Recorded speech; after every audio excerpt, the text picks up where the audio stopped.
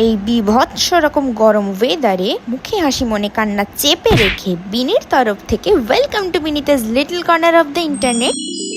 দুধ চলবে না আর দই পোষাচ্ছে না, তাই ড্রাই মুজলি যা গরম তার উপরে গরম গরম কফি জাস্ট নেওয়া যাচ্ছে না, তাই চুপচাপ কোল্ড কফিতে শিফট করেছি। এক্সাইটেড বিনি কোনো রকমের লাঞ্চ শেষ করে তার প্রিয়তমতে কামড় বসিয়েছে। আম ফলের রাজা। দেন কোল্ড কফি খেয়ে রেডি হয়ে সাইকেল নিয়ে দিয়েছি ছুট। বলেছিলাম না, যেদিন লেগস থাকবে গরম সেদিন বেছে বেছে বেশি বেশি বেশি করে পড়বে। গরমে নাজেহাল হয়ে ওয়ার্কআউট করতে করতে একটু শান্তিতে ভিডিওস বানাচ্ছি, বাট প্রতিবার এই দুটিতে কিছু না কিছু অদ্ভুত আচরণ তো করবেই। হ্যাঁ, বি রেডি উইনি। এই যে ব্লগে তুই ভঙ্গিগুলো পোস্ট করলি, কাল তোর কানের মাথা খেলো বলে।